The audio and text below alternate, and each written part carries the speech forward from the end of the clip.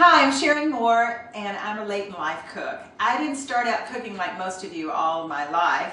I just started cooking a couple of years ago after I retired. My friends think I have lost my mind in entering this contest, but I want to prove them wrong. I want to win it. I want to be one of the 4 women from Philadelphia. As I haven't been cooking but a couple of years, sometimes if I'm trying out a recipe or things aren't going just like I want them to go in a recipe, I get all flustered and I don't look like this, I look like this. So to remedy that situation, I turn to the first ingredient I use in every recipe, whether it calls for it or not, a little glass of wine. Appetizer I'm going to make for you today is crab and shallot stuffed mushrooms with Philadelphia cream cheese. Everybody loves stuffed mushrooms. They're easy to make, they taste good, you can use them for formal dinner parties or just an afternoon picnic. They're so versatile. The first ingredient, of course, in stuffed mushrooms is the mushrooms. I buy the white button mushrooms and I bring them home, and you don't wash them. I'm sure you know that, but I didn't know that the first time, and I had a slimy mess. You just take a paper towel and you brush a little bit of the dirt off if you want to, or personally I think the dirt adds something to it. It gives it a little bit of extra flavor. The first step is removing the stems of your mushroom. You just kind of push on the stem with your thumbs, and you'll hear it, it'll come out, and then you just take it out. Throw the little stems away because you're going to dice those up and include those in the filling.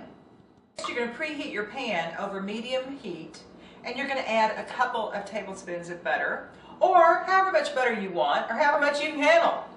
As your butter starts to melt, you go ahead and add your shallots to the pan.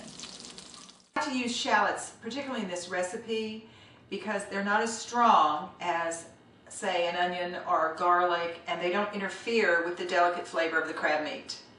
When your shallots take on a little bit of color, when they start turning a little bit of brown, add your chopped up mushroom stems. They're going to soak up all your butter, and they're going to give off a little bit of liquid. So to encourage that and hurry that up, we're going to add a little bit of salt. And into a bowl, you want to put a whole package of Philadelphia cream cheese. I've cut it up into chunks, and you put it in your bowl.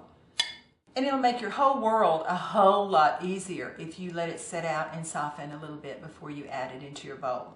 Take a fork and mash your cream cheese up real good like this. Next comes the crab meat. I use imitation crab meat. Now before you get your panties in a wad about imitation crab meat, let me explain to you why I use it. There's a very good reason. In fact, there's several good reasons. 1, have you priced crab meat lately? You would pay at least $15 or $20 for half a pound of crab meat in the market. And you're going to mix this with shallots and cream cheese and all these ingredients, and you're not going to tell the difference. 2, your only other choice is to buy crab meat in a can. Who wants to buy crab meat in a can and then eat it? Ugh, I don't want to do that. 3, imitation crab meat isn't artificial. It's made out of real fish. And it's less saturated fat and less cholesterol than real crab meat. If you want to go and spend all your money on lump crab meat, you go right ahead and do it. I don't have that kind of money because I'm retired. And mine will taste as good as yours, I promise you. Cream cheese mixture goes your crab meat, and then also you're going to take your sauteed shallots and fold it up good. If you're mixing this up with the real Philadelphia cream cheese, it's going to be a little bit harder to mix up. But if you want to use the reduced fat cream cheese, it's a little softer and it'll mix better. And about halfway through your folding this mixture together, you're going to put your salt and pepper. You're going to put a little more salt than you normally would. And then a little bit of ground pepper to taste. Once you get your crab meat stuffing ready, you're going to stuff it into the little buttonhole, and then you're going to put some more crab meat on the top of it, and just take the inside of your teaspoon and mound it over. And it makes a nice little low mound and looks nice. This mixture will stuff about 24 mushrooms, but if you didn't stuff that many, you're going to have some extra mixture left. And it's great as a dip, or you can put it as the filling of your omelet, or you can even put it in a quiche. It's fantastic in a quiche. The topping, I like to use panko or Japanese breadcrumbs. They're 1,000 times crispier than regular breadcrumbs. So you're going to take a couple of tablespoons of butter, a couple of pinches of salt, and just mix them with your hands. That's the way I like to mix my breadcrumbs. Whoop, they went over the bowl. And that's okay.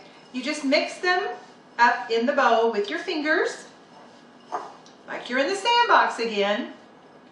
And then you're going to put them on top of each little stuffed mushroom. Like so. As much as you want, or as little as you want. Once you get the mixture, the breadcrumb mixture on all your mushrooms, you're going to transport them to your foil-lined tray for the oven. I like to line all of my trays with foil because it makes cleanup so much easier. I don't like to scrub. And these go into a 400-degree oven for 10 minutes. You're done when the mushrooms sag just a little bit. Remember, your garnishes don't always have to be edible. I picked these little iris leaves and cut them and put them between the mushrooms, and I think they look beautiful. There you have it, a wonderful, appetizing appetizer. You'll be shocked how fast these disappear off your plate.